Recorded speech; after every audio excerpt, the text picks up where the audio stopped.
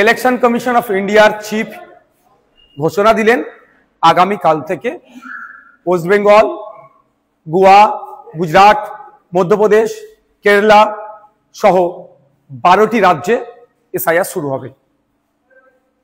এখন তারা কোথায়? তাদের বক্তব্য শুনতে আমার ইচ্ছে করছে। যারা বলেছিল পশ্চিমবাংলা এসআইআর হতে দেব না, করতে দেব না, তাদের অবস্থান কি? আটকাতে পেরেছে? আমি ডে 1 থেকে বলে আসছিলাম, যখন এসআইআর নিয়ে চর্চা হচ্ছিল, যে এসআইআর নিয়ে আপনারা আতঙ্কিত হবেন না। আজকেও বলছি, এসআইআর নিয়ে আতঙ্কিত হবেন না।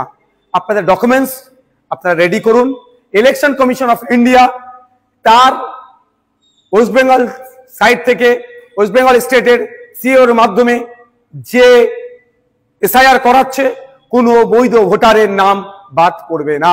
আমরা আশা করব প্রত্যেকটা নাগরিক যারা আছেন, ভোটদানে যারা 18 বছর ঊর্ধ্বে পূর্ণ স্বাধীনতা আছে, সংবিধান প্রদত্ত, সেটা বহাল থাকবে। এখন প্রশ্ন হচ্ছে, যারা বলেছিল এসআইআর করতে দেব না, তাদের সরকার প্রায় 90,000 অফিসার ইসিআই কে দিচ্ছে দ্রুততার সাথে এসআইআর করার জন্য। এখন অফিসারগুলো এসআইআর করতে যাবে, বুথ ধরে যাবে। আমি অনুরোধ করব আপনাদের কাছে, এটা নিয়ে কেউ উত্তেজিত হবেন না।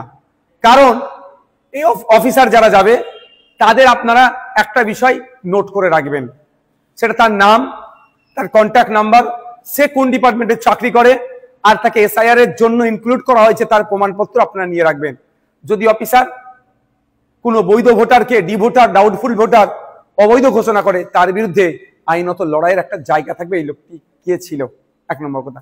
দ্বিতীয়ত, কেউ যদি আপনাদেরকে উত্তেজিত করার চেষ্টা করে, আপনারা কারো কথায় উত্তেজিত হবেন না। কারণ 2021 নির্বাচনের সময় তৃণমূলের নেতারা বলেছিল, সেন্ট্রাল ফোর্সের সামনে গিয়ে, সেন্ট্রাল ফোর্সকে আটকাতে গেলে ঘরে যা আছে, খুন্তি, ঝাঁটা, জুতো, কুদাল, এইসব কথা অনেক বলেছিল, গিয়ে দাঁড়াবে ওদের সামনে। এই করতে গিয়ে শীতলকুচিতে সেন্ট্রাল ফোর্সের গুলিতে 4 জন মানুষ মারা গিয়েছিল।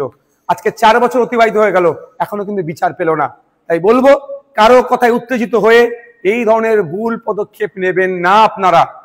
দেখুন, এটাতে বেশ কটা স্টেপ রেখেছে। প্রায় 1 মাস বুথ লেভেল অফিসারদের কাজ হবে বাড়ি বাড়ি গিয়ে এইগুলো সার্ভে করা, এই নির্দিষ্ট প্রক্রিয়া সম্পূর্ণ করা। তারপরে পাবলিশড হবে। পাবলিশড হওয়ার পরে প্রায় 1 মাস, হয়তো কারো যদি নাম ইচ্ছাকৃত হোক, অনিচ্ছাকৃত হোক, বা ডিস্টার্ব বাদ পড়ে বা ডিস্টার্ব হয়, সেক্ষেত্রে তার বলার সুযোগ, অভিযোগ জানানোর সুযোগ পাবে। একটা অনেক টাইমের এটা একটা প্রক্রিয়া আছে। সুতরাং হুট কথায় কারো কথা শুনে উত্তেজিত হয়ে যাবেন না, কারো ফাঁদে পা দিয়ে ফেলবেন না। এবার আমি উদাহরণস্বরূপ বলছি, আমার বাড়ি জাঙ্গিপাড়া বিধানসভার ফুরফুরা শরীফ অঞ্চলের 90 নম্বর বুথে, আর আমি চিৎকার করছি, আপনার বাঁকুড়াতে অমুক বুথে নাম বাদ পড়েছে, বীরভূমে অমুক বুথের নাম বাদ পড়েছে।